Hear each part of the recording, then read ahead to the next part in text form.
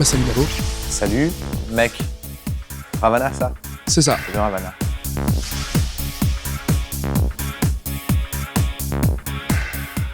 Bah non, ça me dérange pas. Il y a le deuxième mec le plus drôle du monde qui était là.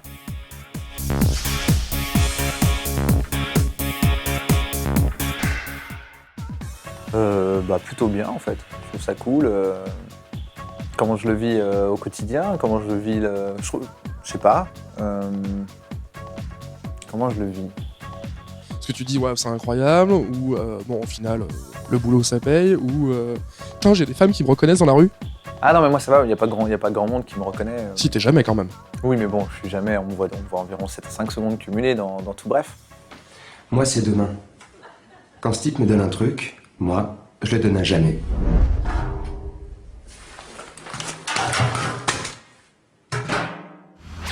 C'est vachement important. 5 secondes c'est déjà bien, mais non, c'est ce qui est cool à vivre, c'est que maintenant on m'écoute un peu plus quand je parle. Voilà, quand je dis j'ai une idée, on dit ah ouais, raconte. Voilà, ça c'est cool, ça, je pense que c'est vraiment le bon côté du truc.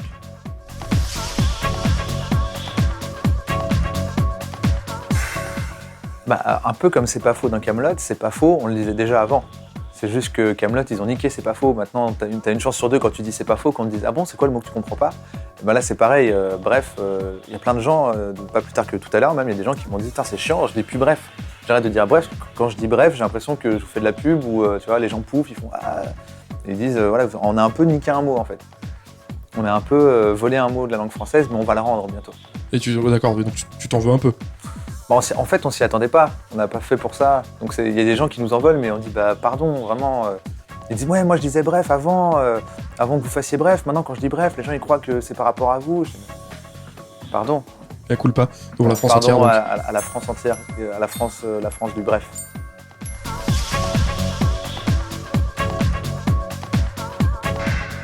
Bah en fait, ça s'est créé assez naturellement parce que on a grandi avec la télé.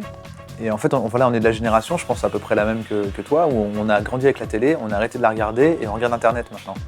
Du coup, dans Bref, il y avait une démarche qui était presque inconsciente. Ce qu'on voulait, c'était recréer ce qu'on avait aimé à la télé. Après, t'y arrives pas, hein, c'est sans prétention, mais les nuls, les inconnus, tous ces trucs qu'on avait aimés, on voulait le recréer de façon à ce que ce soit agréable à regarder sur Internet. Et sur Internet, quand tu mets une vidéo de 2 minutes sur YouTube, c'est très rare que tu n'avances pas cette fois dedans. Du coup, on s'est dit on va faire une vidéo dans laquelle nous-mêmes on avance déjà en fait. Donc du coup, ça se fait assez naturellement. C'est pas pensé spécialement ni pour la télé ni pour Internet, mais je crois que c'est ce qui fait que c'est regardable à la télé et sur Internet.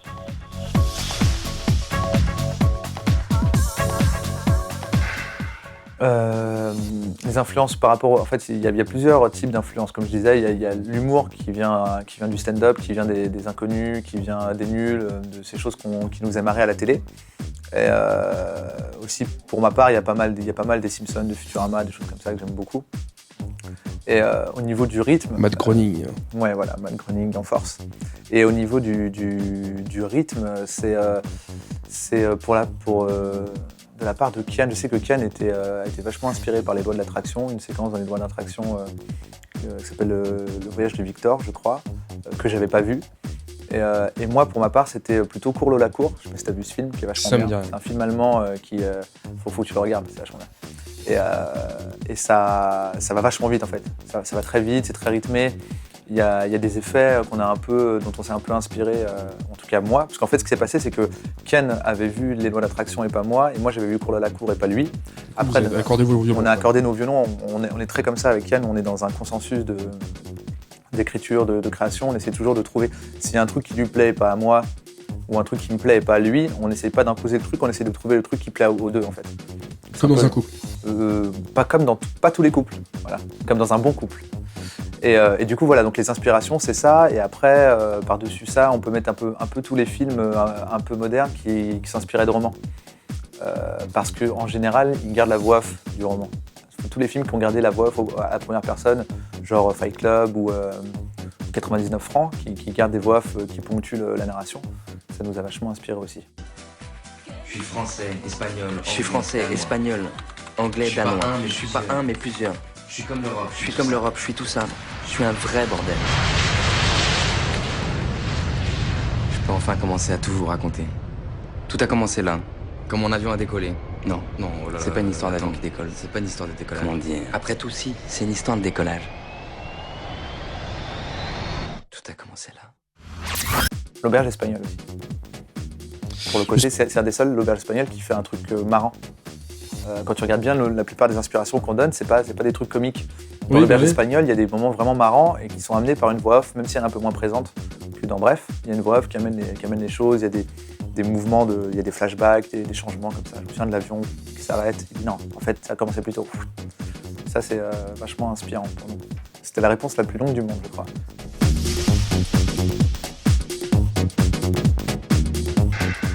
Ah oui, c'est clair, ça coûte assez cher à produire. Après, le producteur, il est content parce qu'on fait quelque chose qui marche. Et je pense qu'on ferait pas quelque chose qui marche, qu'il serait quand même content parce que Harry Torchman, qui est le producteur, il est vachement attentif à ça. En fait, il pense, et comme nous d'ailleurs, qu'il faut faire quelque chose dont tu es vraiment content et que c'est cette chose dont tu es vraiment content qui peut fonctionner.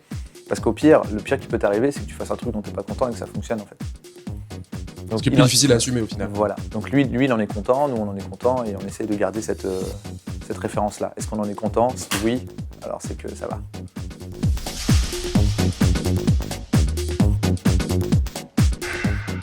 Ah, ça c'était assez fou en fait, parce que ce qui s'est passé, c'est qu'ils ont envoyé un mail à Kian pour lui dire hey, on t'a fait une parodie avec une petite blague, tu toucheras pas de droit d'auteur. Et, Donc en fait, vous étiez pas au courant avant. on était au courant avant parce qu'il nous a envoyé un mail pour nous dire on a fait une parodie, elle est diffusée tel jour. D'accord. Et ce jour-là, c'était la mort de Steve Jobs. Donc du coup, nous on regarde et il y a que des sketchs sur Steve Jobs et sur la mort de Steve Jobs et on se dit ah merde, en fait, ok, ils avaient fait une parodie, mais c'est bon, elle a sauté. Et quelques jours plus tard, en fait, ils l'ont décalé. Et quelques jours plus tard, ils l'ont passé et ça semble peut-être maintenant un peu moins fou parce que là, on commence à avoir un petit succès, mais à l'époque, c'était vraiment ça décollait quoi. C'était pas. Bon, quand même, ça marchait déjà quand même pas mal. Ça marchait pas mal, mais c'était pas aussi.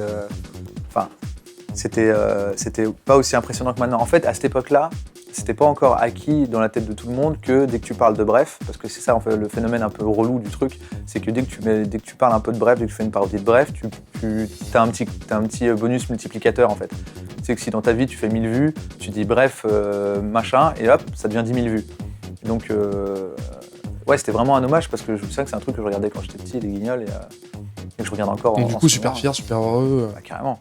Je sors de la salle de bain, je tombe sur la femme de ménage. Je la regarde. Elle me regarde, je regarde ses seins, elle regarde la porte. Je regarde ses fesses. Je lui dis, vous savez qui je suis? Elle répond, vous êtes qui? Vous êtes qui? Apparemment, elle sait pas. Je vais y aller. Je ferme la porte, elle ouvre la porte. Je ferme la porte, elle ouvre la porte. Je ferme la porte, j'ouvre mon peignoir. Bref, j'ai pris une chambre au Sofitel.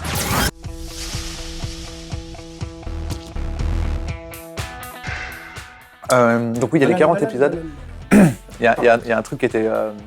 Donc ouais, il y a les 40 épisodes et il y a un truc qui était vachement amusant à faire et que je suis assez content d'avoir mis dedans, c'est les commentaires des réals. Donc on a commenté les 40 épisodes. Après, il y a des bonus. Il y a le making-of, Non, il n'y a pas le making-of, il y a le documentaire qui a été tourné... Qui a été diffusé sur Canal, qui si je avait ne été m'abuse. acheté, voilà, qui avait été commandé par Canal pour le mois de décembre dernier. Il y a le sketch, la fameuse parodie des Guignols.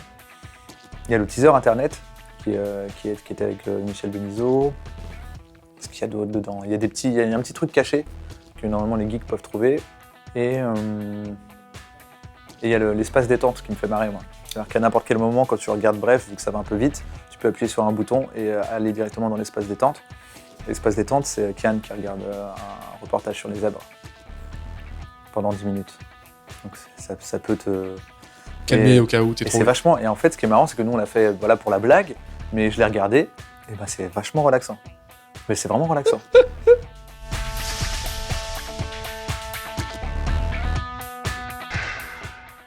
Oui, non, mais il n'y a pas du tout de stratégie marketing. Ou alors c'est la question journalisme bien relou en fait. Ouais, non, mais il n'y a pas vraiment de démarche marketing. À la limite, s'il y en avait une, pourquoi pas. Il y a peut-être des mecs qui font du marketing dans les séries et qui font ça très bien. Mais il n'y a pas vraiment de démarche marketing parce que je pense, après c'est que mon avis, que la meilleure démarche marketing, c'est d'être cohérent dans ce que tu fais en fait, avec toi-même. C'est-à-dire que je crois sincèrement, et c'est pas de la démagogie ni rien, je pense que si tu fais vraiment les choses comme tu les entends, et pour le coup, Harry, Kian et moi, on s'entend suffisamment bien pour avoir une vision assez globale des choses, ça va fonctionner parce qu'il y a une sincérité qui va s'en dégager en fait. Et c'est ce qui se passe avec l'épisode Bref, je suis vieille, je me souviens très bien, c'est Kian je crois qu'il revenait de chez sa grand-mère, il m'a dit putain, ce serait bien de faire un épisode avec une vieille et on passerait la voix off à la vieille et tout d'un coup on serait à sa place. De là on a dit ah ouais, on a commencé à réfléchir, qu'est-ce qu'on pourrait faire des rappels bref, je me suis préparé pour un rendez-vous, faire des petits trucs comme ça. Bref, je m'étais préparé à un rendez-vous. J'attendais sur un banc quand j'ai aperçu cette vieille dame. Bon, alors, pour résumer, à chaque fois que je me prépare à un rendez-vous, je me lève à 5h30 parce que je m'ennuie. Ensuite, je prends un bain pendant 10 minutes et puis je sors du bain pendant 2 heures. Je mets du parfum, j'oublie, je remets, je réoublie, alors je remets et vu que je cocotte trop, je reprends un bain. Et ce qui est énorme dans cet épisode, c'est qu'en fait, vous transmettez un sentiment qui est complètement différent des autres, qui est plutôt de l'humour. Et avec la même narration, il a cartonné. Enfin, je sais pas les audiences, mais je pense qu'il a dû bien marcher cet épisode. Oui, il a bien marché. C'est pas une question d'audience, c'est plus une question de retour. On a eu des très bons retours dessus. Après, nous, c'était un souhait qu'on avait dès le début, c'était de pouvoir faire un peu tout ce qu'on veut. Après, tu as la chance quand ça fonctionne un peu, qu'on te laisse faire ce que tu veux. Ça aurait peut-être été plus dur si ça avait marchouillé. Oui, c'était un souhait dès le début. En fait, ce qui s'est passé, c'est que quand on a commencé à écrire, à décider de l'ordre des épisodes, de l'écriture, des arcs narratifs, etc., on a dit ce qui serait bien, c'est que sur les 10 premiers, on ouvre au maximum. Et quand tu regardes dans les 10 premiers, il est tout seul dans sa chambre, il est avec des potes, il est dehors, il se prépare un rendez-vous, il bosse et il a un plan cul régulier. Et quand tu regardes l'épisode du plan cul régulier, c'était déjà un souhait de casser un peu le code bref, en tout cas les codes qui avaient l'air d'y avoir, les espèces de schémas qui avaient l'air inflexibles et incassables. Et, le plan cul régulier, c'est une petite guitare, il parle d'une meuf, c'est assez tendre, c'est pas la grosse marade, quoi. Donc il y avait ce désir de raconter une histoire, ouais. C'est quoi? C'est de développer l'affect du personnage? Ouais, entre autres, mais c'est surtout de pouvoir aller là où on veut. En fait, on voulait que ça ressemble un peu à la vie. Et dans la vie, tu te marres pas tout le temps, tu te branles pas tout le temps non plus, mais tu te branles beaucoup. Non, mais donc du coup, c'est ce qui crée le personnage. Il est à peu près normal en fait. Et c'est juste que d'habitude, on te montre pas un mec normal. On te montre un mec qui fait pas caca, qui se branle pas, qui voilà. Nous, on a montré un gars. Le phénomène AB où ils sont tout beaux, tout gentils. Et... Ouais, voilà, même au-delà de AB, mais quand tu racontes une histoire, effectivement, t'as pas forcément besoin de le montrer en train de se branler chez lui, en fait, parce que t'es en train de parler d'autre chose. Mais on voulait essayer de montrer un peu la vie, la vraie, voilà, comme dirait Auchan.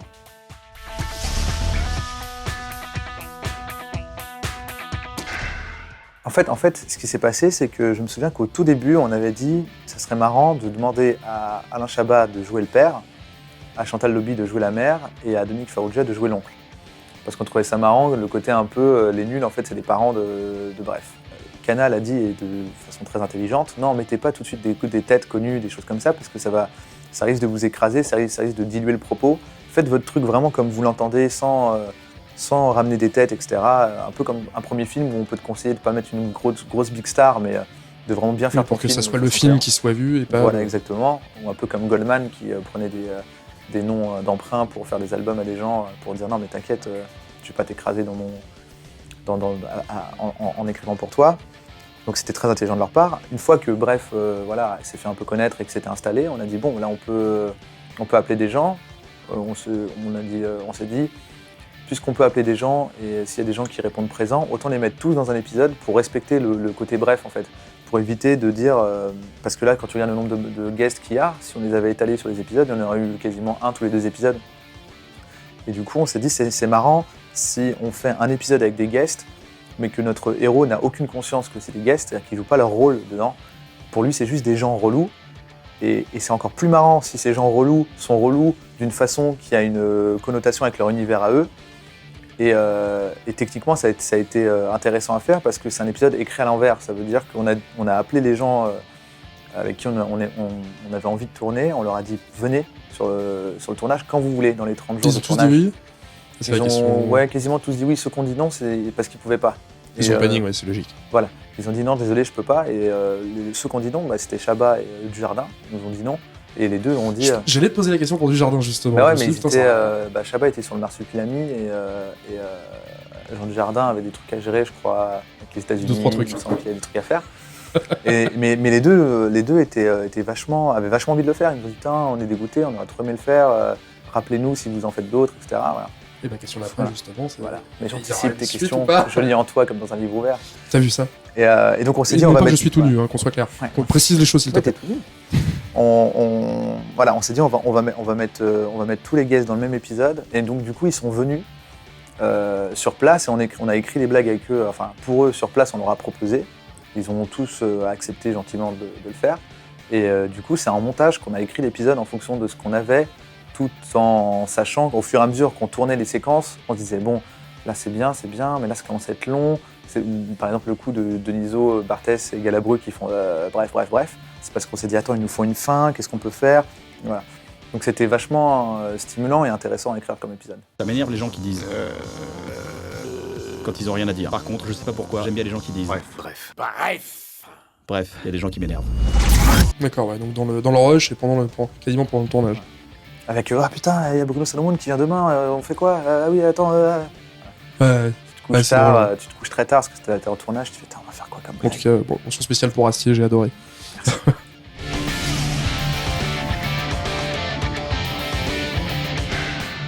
Comment tu vis? Partout. Comment tu vis? Je suis pas le co-auteur de Gaspard Proust, ni de Laurent Ruquier. Je travaille pas avec Raymond Manoff. T'as une grosse actu en ce moment. Pierre Palmade travaille pas avec moi. Il y a beaucoup d'autres gens qui travaillent pas avec moi quand même. Je suis pas partout. Tu dois être de plus en plus demandé, par contre, à mon avis maintenant. En fait, j'ai l'impression que les gens savent que je suis pris en fait. C'est-à-dire que je suis moins demandé qu'avant Bref. Parce que je pense qu'ils se disent bon, laisse tomber là, c'est Bref, ça rien de parler. Ils ont raison d'ailleurs. Parce que c'est très compliqué en ce moment pour moi de faire autre chose. Dans le cas de Shirley, son spectacle, je l'ai écrit bien avant Bref. Enfin, je l'ai coécrit avec elle bien avant Bref, parce qu'elle m'a approché pour que je coécrive avec elle la nouvelle version de son spectacle. Alors, ce qui se passe, c'est que là, elle a fait La Cigale. Et pour La Cigale, du coup, pendant un mois, là, j'étais vachement de nouveau présent avec elle pour gonfler un peu le spectacle. Réécrire des vannes spéciales ou la coacher sur la mise en scène? Elle voulait rajouter un peu, elle voulait que le spectacle La Cigale soit un peu plus gros. Donc on a rajouté un sketch. Et après, en fait, c'était comme le bon moment pour faire un bilan, en fait. Elle était partie en tournée pendant un petit moment, donc elle s'était approprié le texte, elle l'avait un peu modifié, elle avait changé des choses, elle avait enlevé des trucs qui ne marchaient pas. Et là, elle est revenue et on a un peu réaménagé ce qui restait, moi avec mon œil un peu plus extérieur, parce que j'étais pris sur Bref et que je n'avais pas suivi en tournée. Et du coup, c'était intéressant. C'était vraiment intéressant et elle a cartonné à La Cigale, c'est incroyable.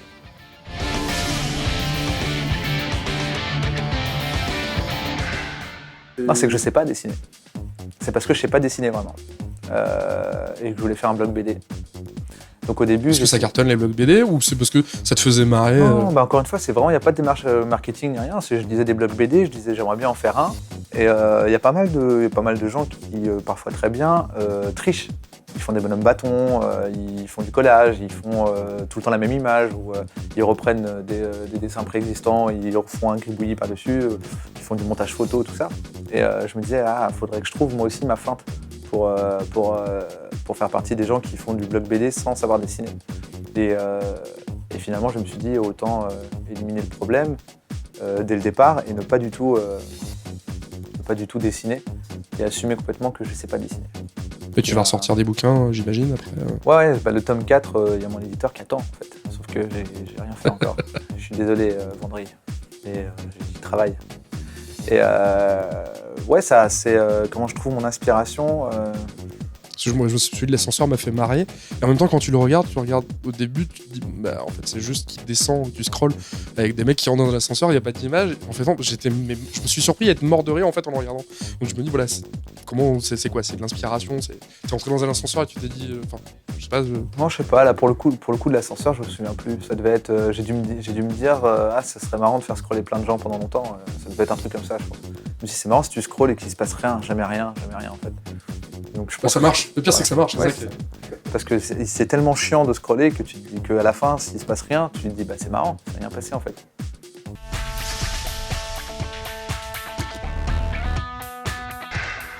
C'était un taf parmi tant d'autres que j'ai fait pour vivoter, malgré le fait que j'écrivais depuis longtemps en fait. J'ai toujours plus ou moins écrit, j'ai toujours plus ou moins quand c'était pas par exemple la bande dessinée, pendant ce temps-là, je travaillais chez les notaires, mais il n'y a pas de. Là, c'était un pur piston. Je suis arrivé coursier. Un jour, il y a Word qui marchait pas. Je l'ai fait marcher. Ce qui fait de toi le plus grand génie de l'informatique pour des notaires. Surtout chez un notaire, oui, c'est sûr. Parce qu'ils sont à l'ancienne.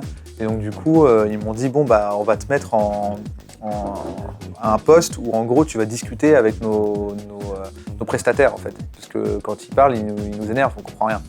Donc du coup, j'étais un peu le traducteur entre les prestataires et les notaires. Donc t'étais le geek des notaires. Voilà, j'étais le geek des notaires, mais moi, je me prétends pas du tout geek. Enfin, je me prétends sympathisant geek. C'est-à-dire que je connais plein de geeks dans plein de secteurs, mais je suis pas. Je vois de loin à peu près ce qu'ils font, mais je code pas. J'ai pas de. Oui, je code pas, je joue pas à des jeux de rôle.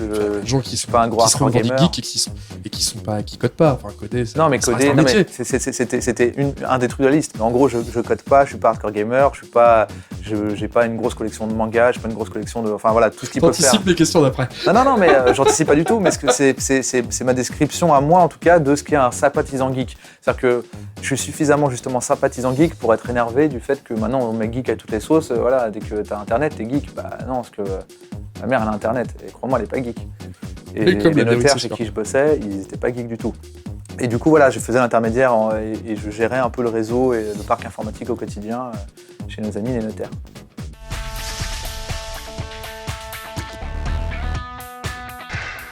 Moi, ça me manque pas trop. La scène en elle-même me manque pas trop parce que je suis pas vraiment un mec de scène en fait. Moi, je suis auteur. Vraiment, mon cœur de métier, c'est ça. C'est que je suis auteur. J'écris pour des gens qui vont sur scène. Après, écrire pour quelqu'un qui va sur scène, ça me manque un peu parce qu'il y a cette pression, cette énergie. Il y a un truc, tu vois. Il y a vraiment quand t'écris des petites blagues dans la journée et que le mec il monte et qu'il commence à les faire, ou que toi-même tu montes, parce que je montais aussi un peu sur scène. Il y a un échange qui est pas le même que sur Bref. Mais après, je le retrouve assez dans Bref en fait. Quand tu fais un nouveau pari, quand tu fais Bref, je suis vieille, c'est un pari, tu vois. T'attends un peu quand même de voir les retours, ce que vont te dire les gens, et quand le retour est bon, bah, ça te fait autant plaisir que des applaudissements en fait.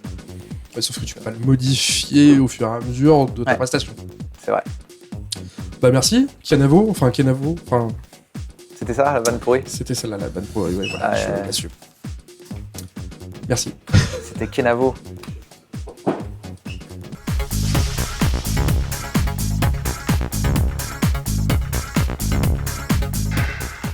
Mon premier ordinateur, en fait ça dépend, est-ce qu'il y a...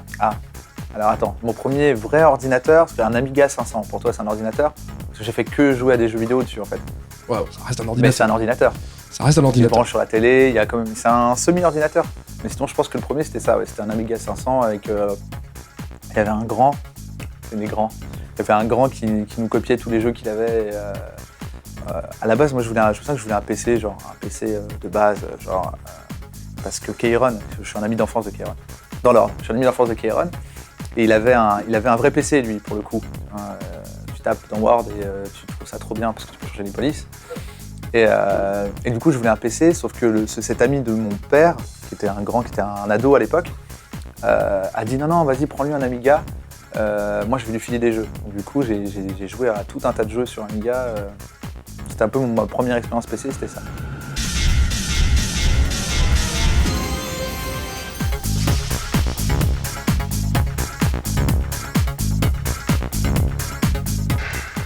C'était à la minute, donc du coup c'était en 95 je pense. Parce qu'après il y a eu OneTel avec le mec avec sa coupe à l'eau chaude là, qui était en mode infini, mais donc c'était Wanadoo à la minute, donc je sais pas, c'était... C'était Wanadoo à la minute, parce qu'il y avait France-Tel aussi, je sais pas si tu te souviens, où tu payais en surtaxé à la minute. Non, moi c'était Wanadoo à la minute, et c'était le vieux modem bleu là. Polytech, le 33.6. Ouais, avant la Raymanta là. Après, il y a eu la Raymanta verte là, et avant il y avait un bleu, un cube bleu, enfin une brique bleue. Je sais pas trop quand c'était. C'était un moment. C'était un moment, ouais.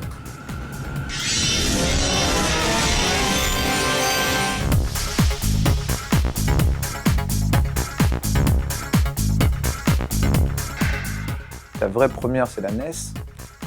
Mais avant ça, il y avait je crois que c'était un Atari 2600. Parce que je me souviens, il y avait la chenille et le Space Invaders.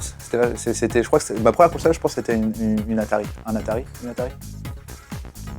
Ah, je sais pas. Ouais, Toi-même, tu sais pas? Non, là, j'avoue, je sais pas. Toi, tu sais pas, tu viens de perdre un point geek. Et après, sinon, la vraie console vraiment que j'ai tuée, c'était la NES. Je préférais Mario ou. Je préférais sur NES. Ouais. Ah ouais, enfin Mario, après, Mario, il est au top parce que c'est le premier jeu auquel tu joues. T'as 6 ans, t'es en slip dans le salon et tu joues à Mario pendant des heures. Avec tes parents qui te regardent en comprenant pas ce qui se passe. Ouais, voilà ça. Et je me souviens de la première fois où j'ai sauté au hasard et que ça a tapé dans un cube invisible, un carré invisible, où j'ai découvert la possibilité de trouver des vies invisibles en fait. Et ça a changé ma vie, je crois. Je me suis dit, putain, les jeux vidéo, c'est trop bien fait. Les mecs te mettent des trucs cachés si tu cherches vraiment. Et je pense que depuis ce jour-là, ça m'a un peu marqué. C'est pour ça qu'on me planque des trucs dans Bref. Oui, les Ça fait textes, partie- etc. C'est parce que je trouve que c'est vachement, t'es vachement content. Peu importe ce que c'est, quand tu trouves un truc, quand tu débloques un truc, t'es content. C'est de la merde en fait. Tu t'es pris la tête 6 heures, t'as débloqué, t'as fait un Konami Code, t'as débloqué une étoile sur Facebook, et tu te dis c'est trop bien. Parce qu'il y a un gars, il y a pensé pour moi en fait. Il a pensé à moi et il a mis ce truc et je l'ai trouvé. Et je trouve ça vachement bien.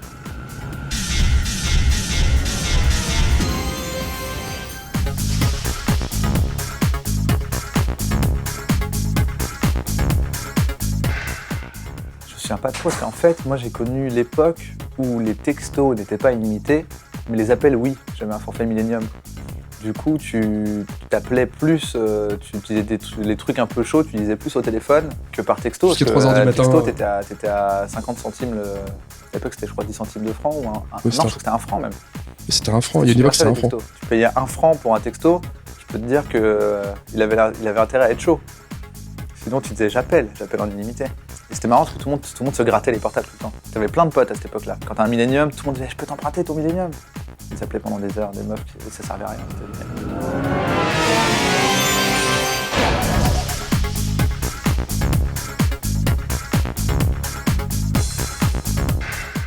Alors, chez moi, j'ai un PC.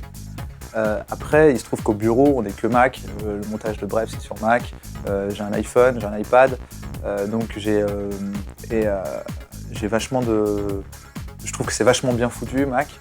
Après, en fait, au-delà de l'écart de prix, il y a un côté, je pourrais pas fouiller dedans, en fait. Je me dis, c'est quand même bien d'avoir un PC quand ça marche pas. J'ai l'impression que, en fait, t'es content des fois que ça marche pas ton PC. Parce que tu fais CTRL-Alt-Supr, tu supprimes un truc, tu fais, waouh, je suis trop fort. Alors qu'un Mac, quand ça marche pas, tu vas à l'Apple Store, il y a un mec que tu connais pas de tutoie, et il répare ton Mac, tu vois, et tu dis, wow. C'est moins marrant, c'est comme un peu comme quand t'es un mécano, quoi. Si demain on te donne une voiture et qu'elle est scellée et que tu peux plus fouiller dedans, t'es peut-être un peu triste. Tu roules, tu tombes en panne, tu as l'impression d'être une victime, en fait. Donc t'as envie de tuner ton PC. Mais je tune pas, par contre, hein, je suis pas là en train d'overclocker des trucs et des machins. Non, je suis. T'es pas au Jackie PC, t'es pas en train de mettre des néons. Non, surtout en hardware, je suis tout pourri. Moi, j'aime pas, j'enlève un câble, je me dis, j'arriverai jamais à le remettre. Mais il y a le côté de PC, cette déformation un peu d'informaticien pour les notaires et tout. Il y avait ce côté, voilà, j'aime bien réparer un peu quand ça marche pas.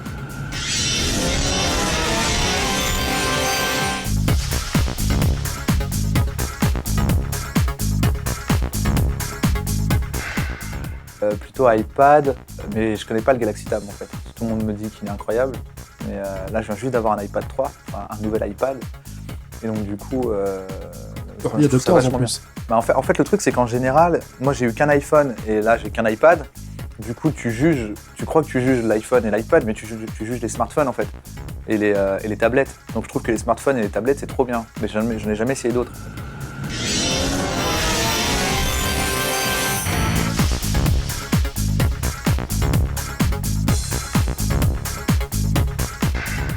PS3, parce que j'en ai une en fait. Après, pourquoi, je sais pas. Parce qu'on me l'a offerte en fait à mon anniversaire, maintenant j'ai une PS3. Ils ont choisi pour Donc t'es moi. pas contre une Xbox?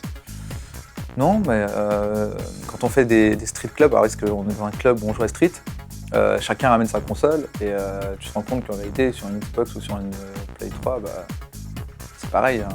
C'est les jeux qui comptent et il n'y a pas de jeu. Il n'y a pas de jeux à licence exclusive qui m'ont fait choisir spécialement l'une ou l'autre.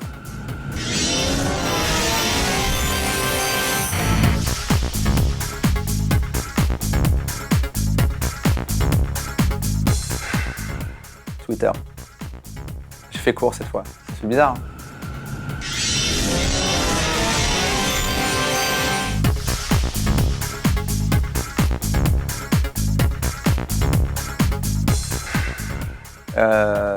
Comics, en fait, je lis plus grand-chose, mais dans mon adolescence, je lisais des comics. À l'époque de Witchblade, Darkness, tout ça. Après, en manga, à part Dragon Ball et Ranma 1/2, je me souviens que en fait, tu sais, quand t'es petit, t'as un frère et chacun a sa collection. Toi, t'as Spirou, lui, il a Marsupilami. Toi, t'as Mickey Mystère, lui, il a Mickey Aventure. Et moi, j'avais Dragon Ball et lui, il avait Ranma 1/2. Toi, t'avais bon goût, c'est ça? C'est ce que tu veux dire? Non, bah, Ranma 1/2, c'était pas mal, non?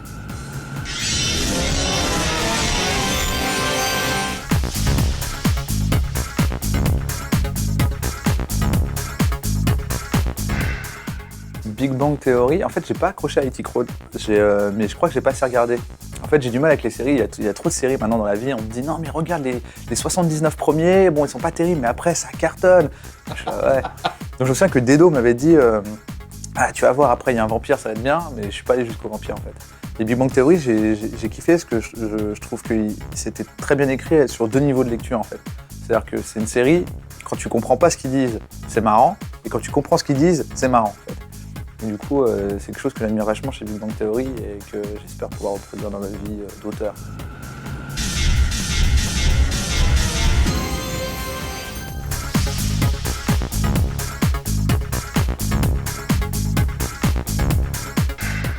Donc, casual, comment tu dis? J'ai pas un truc en accent anglais. Casual gamer. Ouais, casual gamer, parce que j'ai plus du tout le temps. Ma dernière vraie console, je pense que c'était la Nintendo 64.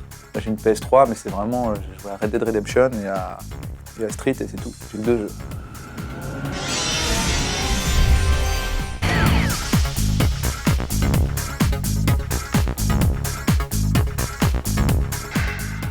Mythique, mais pas vraiment mythique, plus Adopt un mec en fait. D'accord. Bah ouais, c'est cool Adopt un mec. Je trouve que le principe que la fille elle puisse ne pas du tout être dérangée, ça correspond bien à ma vision de la vie en fait. Parce qu'il y a quelque chose que je déteste, c'est faire chier. Par exemple, je vais jamais draguer une serveuse en fait. D'accord. Parce qu'elle est obligée d'être là. Je trouve rien de plus lourd que de draguer une serveuse dans la vie. Parce que c'est son taf. Donc elle est obligée de faire pendant tout le temps où tu prends ton verre, pendant que tu discutes avec tes potes. Alors que bon, une meuf dans la rue, tu lui parles, elle veut pas, elle trace. Et je trouve qu'il y a ce côté-là dans Adopt un mec. Après, le côté Adopt un mec, le côté marketing un peu rose avec des tentures, et c'est un peu relou. Mais le côté la fille, si elle trouve que t'es relou ou que t'es pas beau ou qu'il y en a un nain, elle a juste à pas te calculer. Je trouve ça parfait pour rééquilibrer les choses. Et donc t'as un profil Adopt un mec? J'en avais un. Donc on peut te pécho? Là, oui, on peut m'envoyer des charmes, mais malheureusement, maintenant je suis plus célibataire.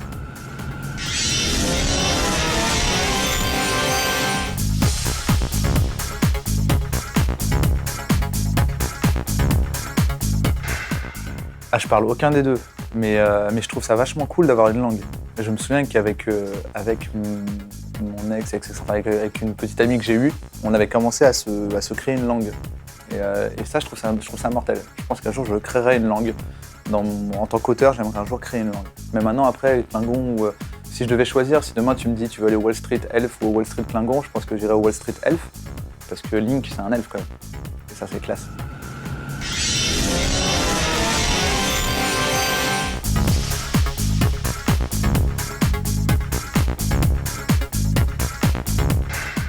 Ah bah du coup, avec 2 millions d'amis. À quel point tu les connais? Qu'est-ce que t'attends par connaître? Cette titre sort Get the Fuck Out ou Après tu t'interprètes comme tu veux, mais avec 2 millions d'amis, il y a pas mal de filles. Oui, mais est-ce que je les connais vraiment? Qu'est-ce que connaître finalement? Voilà, philosophiquement, qu'est-ce que connaître? Qu'est-ce que connaître? Est-ce que c'est connaître charnellement ou est-ce que c'est connaître... Sinon juste avec Adopt un mec, déjà t'en as 3000 par jour.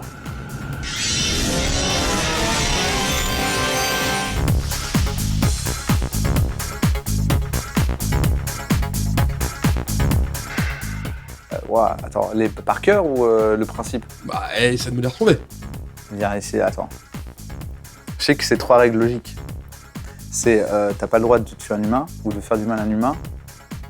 T'as pas le droit de laisser... Non, je crois que c'est dans la même chose. Non, t'as pas le droit de tuer un humain ou de laisser faire du mal à un humain. T'as pas le droit... Tu peux pas tuer un humain. Après, tu dois obéir à un humain, sauf s'il demande de taper ou de faire du mal à un humain. Mais c'est dans... Attends, faut que je retrouve dans quoi? C'est dans Big Bang Theory. Il y a une blague comme ça où ils disent comment tu sais que t'es pas un robot? Avec Sheldon, ouais, tout à fait. Et la dernière, du coup, c'est tu dois te protéger toi-même, sauf au détriment d'un humain. J'ai bon? C'est ça. Ah, Beau gosse. voilà, geek test. Beau Pour gosse. ça, des dos.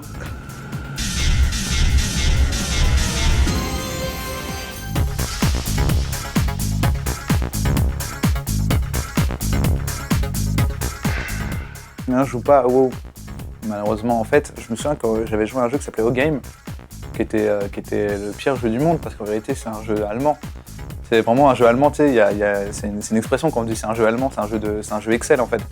Tu passes plus de temps à faire des calculs et des multiplications qu'à jouer vraiment, il n'y a rien, il n'y a pas de graphisme.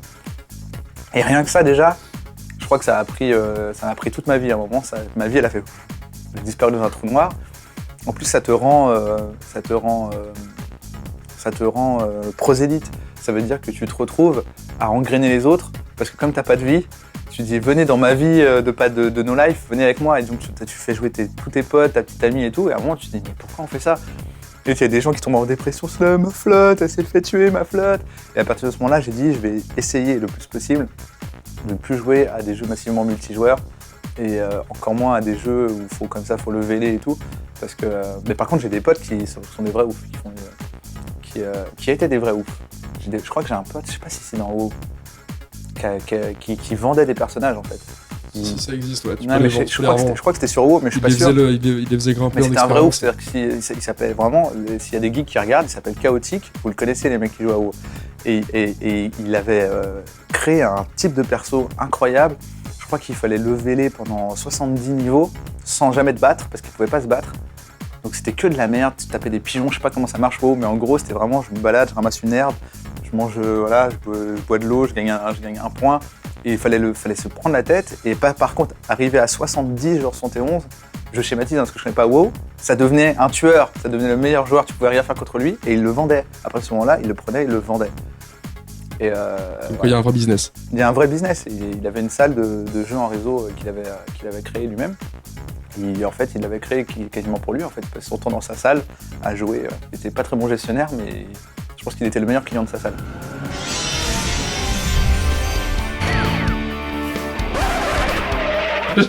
Moi 4,1 mec, je te donne 200 €, mec. Ok, donc 4,2. J'ai parié 500 € avec des autres.